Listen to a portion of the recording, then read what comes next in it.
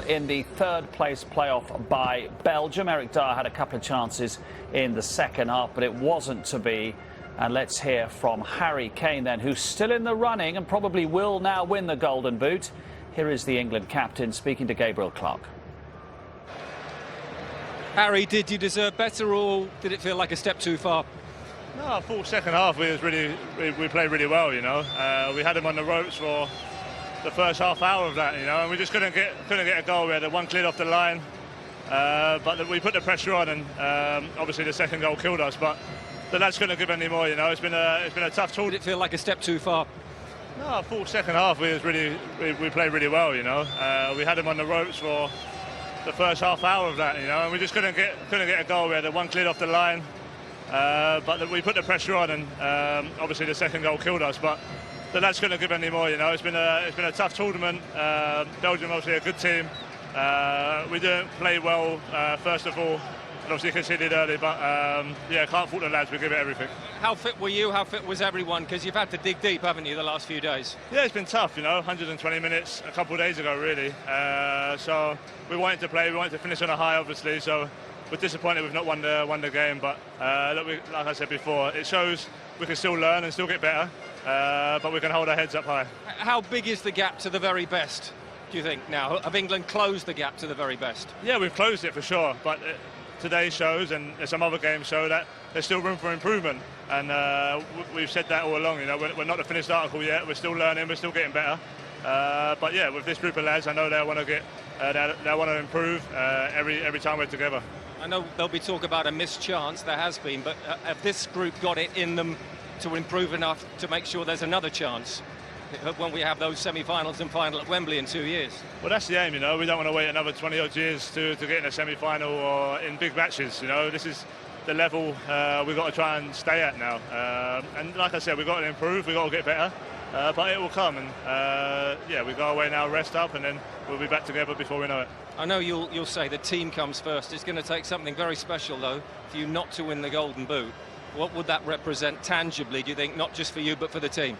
No, it shows we had a very good group stage. We scored a lot of goals. But yeah, obviously I'm disappointed that I couldn't get a goal in the last few games. But that's football, you know. Sometimes it goes through, sometimes it don't. But we'll see tomorrow. But if I do, it'll be something I'm very proud of. And listen, if you'd said it 4 weeks ago, Harry Kane wins the Golden Boot, England are semi-finalists, would you have taken that? No, to be honest, because I said before we go into every competition to win. But look, we've made huge strides. I said that after the game Wednesday. So now it's about resting up and getting ready for the next season.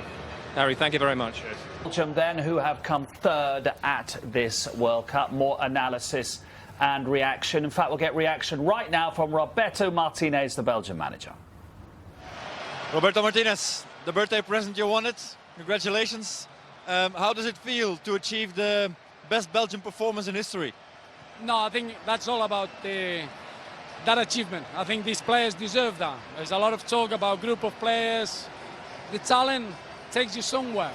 I think what we've seen in this World Cup is these players didn't want to rely on the talent anymore. Wanted to rely on working as a team, becoming a group of players that they would do anything to achieve results. The standards, they've been magnificent. We've got a very good staff around them, but they wanted to make the country proud, and they wanted to make every single Belgian Red Devil fan extremely proud, and that goes for them. They survived the difficult period in the second half.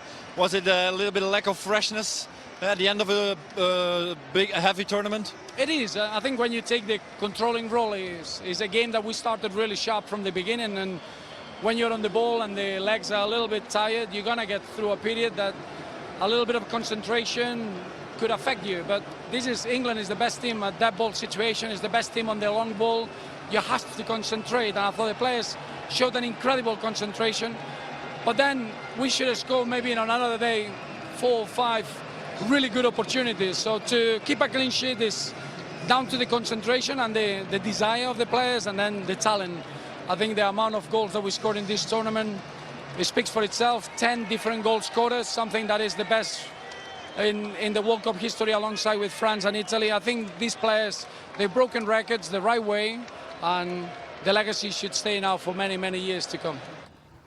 Yes, we mentioned at half-time 10 different goal scorers for Belgium, which equals the record of France 1982, Italy 2006. Eden Hazard got the second, which just wrapped things up with a few moments to go as well. Hazard, as we're privileged to watch him in the Premier League on a regular basis. Yeah, I mean, these De Bruyne and Hazard were just superb. But it came from the goalkeeper again. It's hard to be too critical, too much space for De Bruyne, and then they just get caught out. Jones, they're going to drive at you in that position because De Bruyne does that, and then he turns his back, he's in not a very good position, and Trippier gets caught out. There's loads of things happening, but it was just, they were tired by then, and you couldn't blame them for being a little bit off the pace. And at this point, I don't want to be too critical and freeze-frame too many things and say they should have done this, that and the other, but and that right is the brilliant bit, isn't it, cutting across that's the last one, defender. Yeah, it's those natural kind of touches that take goalkeepers, take defenders out of it, where you see him that he can't challenge him there. The goalkeeper's in no man's land. He could choose the left side, right side to finish because the touch sets you up really well. Does he do them with the eyes, as you say? Well, to be honest, you can do whatever you want once you've got the touches. Once the touch is right, you're going in there with time because the goalkeeper wants you to have a bad touch or rush yourself, so it gives him the time to try and close you down. And by cutting across Jones like that, he's just saying, if you touch me, that's it, exactly. You'll probably be sent off. I say probably because, of course, Cup finally wasn't, because attempted to play the ball. But you know what I mean. Either I shoot or you bring me down. And it gives you that extra bit of time where you get the time to then to pick your corner. Yep. England's chances actually fell to Eric Dyer, which was a bit of a shame they fell to Eric Dyer, arguably, wasn't it? Yeah, I mean, he actually did quite well with the one where he showed composure when he goes through on goal. With this one, it's a good little 1-2. And then you think, actually, is he going to show the composure? And he does, and he dinks it over Courtois. And that's not easy to do because Courtois has a huge presence when he comes out. But Alderweireld senses the danger and brilliant defending. And this one, the header as well, Gary, what do you think? Should do better? Yeah. Yeah. You've got to hit the target. You say he should do better. You hit the target, that's what I say. He's a good header as well. Got to hit the target. We keep talking about England going forward in creativity. They have to defend better. The 2 goals they gave away today, the other night. Rose, we see Rose doing that every week, and Jones as well today. I know Lee said we can't be critical, but I can. If you defend like that, you're very hard to win a game of football. I think he was saying England would be giving it everything in this final. Yeah, it's not. Of course they give. Everybody gives everything, but you got to defend. The 2 goals they gave away were really poor. I think to be fair, Lee's right. At the end of a tournament, you don't want to be seen to be going into the sort of minutiae of sort of individual errors for goals. But what I would say is the goal that cost us the other night, which John Stones gave away, or the one today that Jones gave away, we have seen it too many times. And Rose at the back post sweeping. So these are things that will come back and haunt them. They have to rid themselves of these errors. But these players won't, Gary. If you make the same mistakes every week, it's going to continue. They're not going to change it out. Jones and Rose. Why do you think it is? They're just not good at defending. Because they're not good enough. They're not good defenders. You keep making the same mistakes simply because they're not good enough. They're working with some great coaches. If their coaches aren't going to change them, they're going to keep doing it, and they're going to cost you big style. I think with John Stones, to be fair, he's not got the bank of games under his belt of playing what would be 45, 50 game seasons as a centre-back to say, if you remember Rio Ferdinand earlier on in his career, or Gerard Piqué, and I look at John Stones as being, he's nowhere near that level yet, but there's a potential. They did rid themselves of those mistakes through basically coming into a better environment. So he's at City now, but he's got to play. He's got to play 40, 50 games a season, and he's got to rid himself of those moments. So I've got more faith in he potentially will get. Yeah, I'm talking more Jones and Rose. Yeah. Not so much Stones. So Jones and Rose didn't play regularly last season. Stones played regularly up till about Christmas, didn't he? And then didn't much after that. Is this part of the problem then? If he's not playing regularly in the Premier League, he's more likely to make the sorts of mistakes that we saw with Mandzukic's winner. You can put it down to how many games you play, or you can put it down to the ability of the defender. And if you as a defender, you need to pick up information quickly when you're told, because if you make a mistake, normally there's a goal goes in unless your keeper saves you. So you don't get away with it like missing a chance or something, because that's it, it's a goal. So you have to be picking information up and improving really quickly. I think Stones is an excellent defender and will get better, and he does make mistakes. I agree. The other two. Rose has done that, and I quite like Rose, but I think when he's in a defensive position like that, he switches off too often. I think as a defender, I mean, I used to have if you look back over a season, you play 45, 50 games, you probably want to be at fault for around 4 goals. None. But you're going to make mistakes. But 4 goals is... 24. That's not his strong point. Good wingers in front of him, let me tell you. 4 goals that you think, right, OK, I can be half at fault. And that's not like leaving your man at the back post. That's maybe being in the wrong position or something. And they've got to get to that sort of point whereby they go long periods of the season without making mistakes, and that is the thing. They've got to play more. And clearly you two did. You would have had a manager who would say, if you carry on making mistakes like this and not learning, you won't be playing for this team much longer. And that's the way it should be. If you're at a top club, you out the door.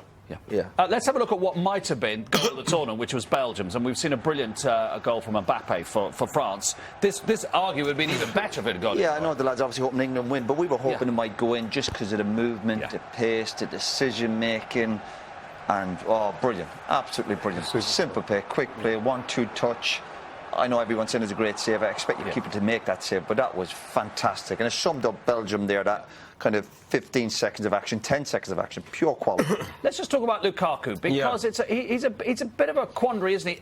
My question being, is he a really natural goal scorer or not? Well, because here in the Premier League, he has runs of scoring goals and doesn't for a bit. This is early, and it was, he's confident, he's flying. There's not really too much pressure on him, but it's these ones where you think to yourself, the decisions he makes. He's trying to take a touch there on his favoured left foot. He doesn't need it, and even if you do, just take it away so you can then still get to finish it with your left foot. It comes off his right foot and it goes to the goalkeeper. This one, even worse, simply because take that with your right foot. Now what's going to happen is that Jordan Pickford needs him to have a bad touch, or he's in no man's land. Look, Jordan Pickford's on his way. He needs a bad touch, and he takes it. And those things, look, how many touches? He could have touched that with his right foot so early in that move. Then the goalkeeper's in no man's land. And then he could do what Hazard done. You could choose whatever side you want to put the ball. But it's not supposed, he's desperate to get the winning, the score. But have you seen him improve that? Well, the thing is, when you do see him, I think he's in this tournament. I've seen him do stuff where you think, okay, that's brilliant. Lukaku's doing really good stuff, holding it up, linking the play. But then you see him do something like that, and you think to yourself, well, that's the kind of stuff that is your bread and butter. Yeah. In respect to the touch, what you go and So if score. I said to you he's not a natural goal scorer, what would you say to that? I'd say that it's a bit harsh, simply because when the ball came through, you saw with the first one, he chose the right finish, and that's the main thing, choosing the right finish. His touch was poor in those situations. That's why people ask the question about him. So it's more a lack of touch rather than, his instinct. Maybe it's lack of concentration, because why are you going to try and take it with the outside of your foot? Because it's a more difficult control. Belgium have won by 2-0. England. It's finished Belgium 2, England 0 in St Petersburg. England finished 4th. Here's Gareth Southgate talking to Gabriel Clark. Well, was that about right, or did he deserve better? I think they're a better side than us, and we had to play flat out, and we've had a day less to prepare and recover, and I think it was just a game too far for us. But they are a top team, and great credit to them. They'll probably be thinking they should have gone further than they did. From my point of view, our players have given absolutely everything right the way through, right the way to the final whistle, and in the second half we caused them lots of problems, pinned them back. They were always a threat on counter-attack. They have players of the highest quality. Have you closed the gap to the very best, though, at this tournament? Well, I think we are competitive in every game. We've come through and overcome a lot of landmarks that we needed to.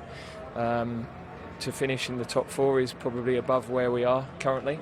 But huge credit to the players, because they deserve every bit of praise that they get when they go back. Do you think with this group of players as well, how much more is there to come? We've talked about a missed chance, but of this group, the talent to make sure there's another chance in 2020? Yeah, I believe so. I think 2 years on, you look at the number of caps that the Belgian players have and the age of the squad. They're at their peak. This was really their big tournament, and we're nowhere near our peak yet. We've known that right the way through. What about this maybe having more of a midfield conductor? It was discussed in the Croatia game. Profiles. It's not club football. We can't go and buy players. So for me, the players that have been here have acquitted themselves brilliantly for their country, and I couldn't have asked more of them.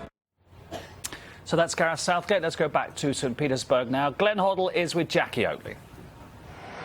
Well, Glenn said before the game how Gareth Southgate may be planning for the future using this game. What do you think he would have seen in this game that gives him optimism, or perhaps even concern for the future? Well, I think the first half they'll be very, very disappointed with the way they played. They looked very slow. They didn't have a picture in their mind when they had the ball at all, Jackie. It was very pedestrian. against what was a very, very good side.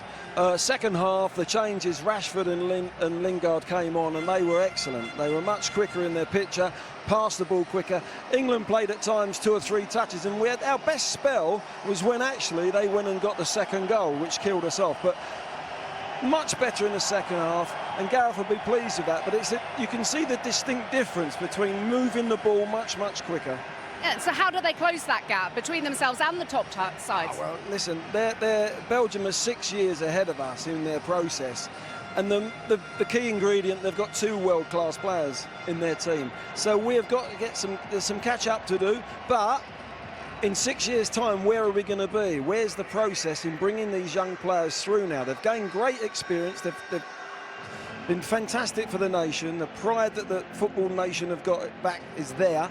But we've now got to take a little bit of a step back, look at it and see where we can improve. And there's a lot of things we've improved at.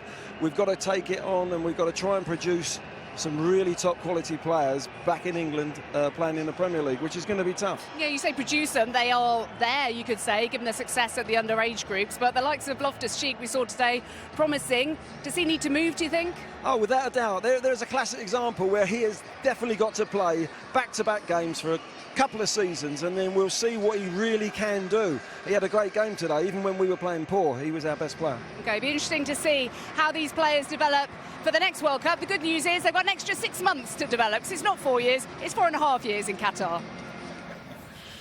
Thanks, Jackie. OK, I think we've done that game to death. There's a massive French flag out there in Red Square. Let's look ahead to tomorrow. So exciting, the World Cup final. France the favourites, you would imagine. How hard will this be for Croatia to deny them? Well, we keep writing off Croatia. I'm a bit wary of doing that now. But, yeah, the France do it. The shape they're in, the attacking players, they're pretty decent at the back. I think Pogba's been really excellent the last few games, so clearly favourites. Yeah, you don't want to hear Luka Modric saying Roy Keane wrote us off. That's why they're really motivated. I'm not writing them off, but I fancy France. Yeah, because France seems to have got all the pieces in the right place. You talk about spine so often in football. Their spine looks really strong at the moment, the French. Yeah, they look like they've got the balance between the killer moments up front, but also they've got that sort of midfield, Kante, Matuidi, brilliant defensive midfield players, and Pogba, when he breaks from deep positions through, like he has been doing this tournament, there's no one better than him in terms of joining Griezmann and Mbappe. And then at the back, Varane is close for me for being player of the tournament in terms of his performance. Absolutely brilliant, Varane. Yeah, Mbappe playing off Giroud. You know, Giroud gets lots of stick, but Mbappe and Griezmann playing off him as well, really well. You have to say, of course, you can't write Croatia off, but I think that if they start like they did against England, and these lot kick in, you know, with the midfield they've got and the forwards, you know, they will punish them, and you know, you could feel for them, but then it's up to France to start. Well, it's a massive game for them. I think Croatia have something that France fear, and I think it's that gritty sort of battle-hard ability to play football like they do with Rebic and Perisic, and then Rakitic can't play as bad as he did the other night. I didn't think he played well at all. I think Modric and him in that midfield can obviously create that. They're pretty tough at the back, apart from Lovren. But that's, you know, he's... Don't let Lovren hear you say that. I only said that because it's Roy's favourite player. But I think that the way they play against... France will come out and play their football. I think we'll see the best of them. But I just think that Croatia just have something that's that nitty-gritty sort of football that might just... The thing from the French point of view is they're hot favourites to beat Portugal in their own Euros and didn't. They know the pressure. If they lose this tomorrow, they're a bunch of chokers. That'll be the headline, won't it? They've got to 2 finals. They're favourites for both and lost both. That brings its own pressure, doesn't it? They are expected to win this. Yeah, and I think they will win it. I think they will win it. I think they're the better team. Now, Croatia, you know, could play 10 games against France and they might win 1. And that might be the time Croatia could go and do it. But I do genuinely believe that France will win this match. They seem absolutely ready for it. And they'll have too much for me, for Croatia. And that's not disrespecting Croatia, by the way. It's just looking at the players that you've got on the pitch and the performances. They weren't that great against England the other night. This idea, although they weren't that great. You spoke about pressure, man. These players are used to pressure. They're all playing for big clubs. Shouldn't be a problem to them.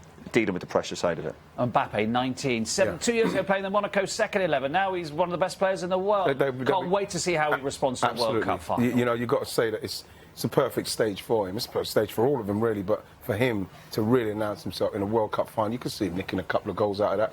But hopefully, I want Modric to say that I said that back.